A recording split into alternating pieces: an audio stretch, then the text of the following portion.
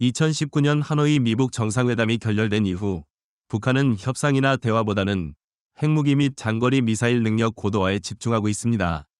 불과 몇 년 사이 북한은 연속적인 ICBM 발사와 전술핵 전력 강화를 통해 한반도뿐만 아니라 동북아 전역의 안보 불안을 증폭시키고 있습니다. 이러한 군사적 도발은 단순히 군사 균형의 문제를 넘어서 영내 국가 간 불신을 심화시키고 외교적 협력의 여지를 좁히고 있습니다. 그러나 오늘날 더 주목해야 할 지점은 북한 자체의 행위보다는 그것을 바라보는 중국의 태도 변화에 있습니다. 중국은 오랫동안 북한을 전략적 완충지대로 인식해왔습니다. 북한이라는 존재가 미국, 한국, 일본 등 영내 안보 파트너들이 직접적으로 중국의 국경을 압박하는 것을 막아주는 방패 역할을 한다는 것이지요. 그러나 이 같은 완충지대가 동시에 중국의 부담으로 작용해온 것도 사실입니다. 북한의 지나친 군사적 도발은 한반도 전쟁 가능성을 높이고 이는 곧 대규모 난민 유입과 접경 지역 불안정이라는 중국의 직접적 위협으로 이어질 수 있기 때문입니다. 이러한 양가적 인식 속에서 중국은 과거 국제사회의 대북 압박에 일정 부분 동참한 바 있습니다. 특히 2010년대 중반까지 중국은 유엔 안전보장이사회 대북 제재 결의안 표결 과정에서 러시아와의 불협화음을 감수하면서도 제재에 협조했습니다. 이는 중국이 북한의 무분별한 도발과 긴장 고조를 원치 않으며 한반도 안정이라는 자국 안보 이익을 우선시해왔음을 보여주는 대표적 사례라 할 수 있습니다.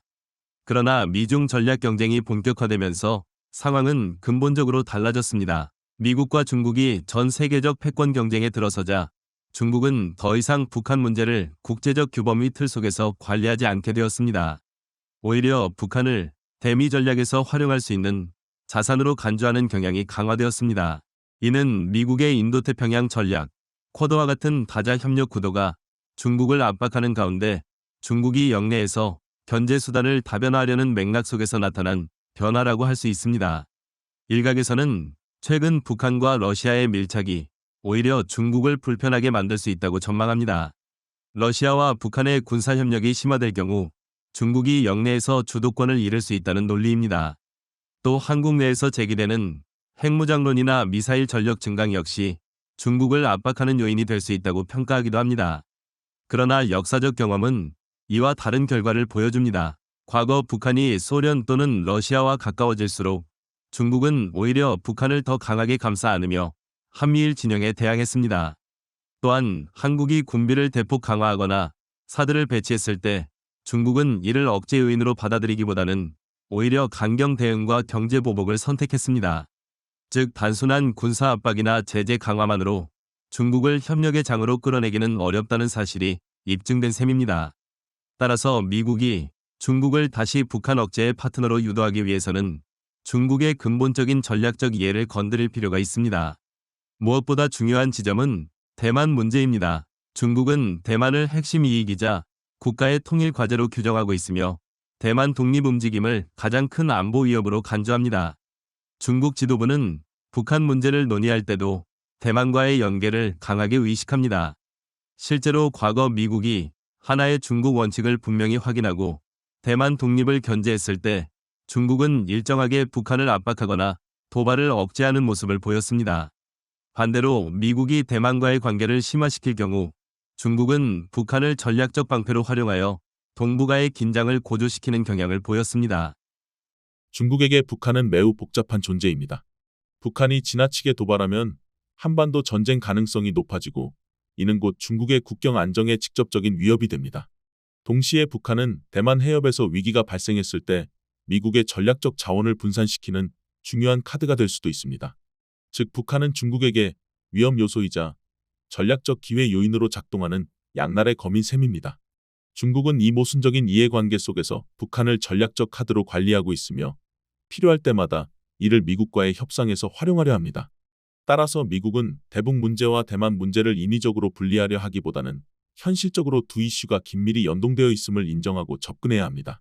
워싱턴이 취할 수 있는 방법은 대타협과 같은 포괄적 일괄 해결이 아니라 제한적이고 단계적인 교차 협력입니다.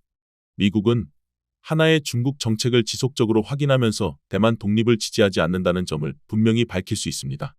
그 대신 중국은 북한의 핵실험이나 ICBM 시험을 억제하고 남북 대화 재개를 유도하도록 압박받을 수 있습니다.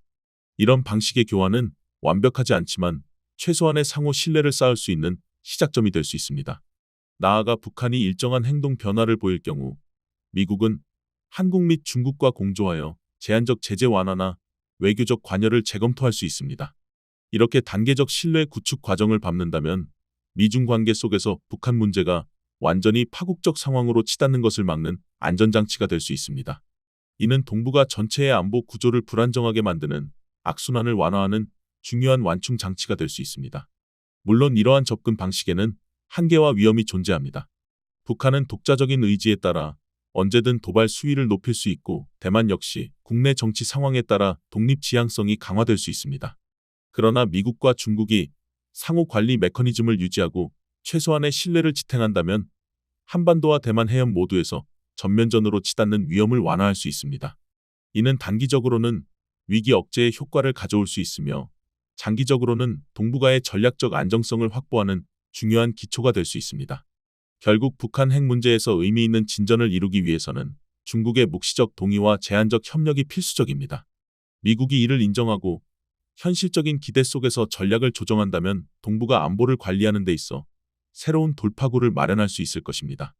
북한 문제는 단순히 비핵화 협상의 문제가 아니라 미중 전략 경쟁, 대만 문제, 그리고 동북아 국제 질서 전체와 얽혀있는 복합적 과제이기 때문입니다. 미국의 정책이 이러한 연동성을 제대로 인식할 때 비로소 실질적인 성과를 기대할 수 있을 것입니다.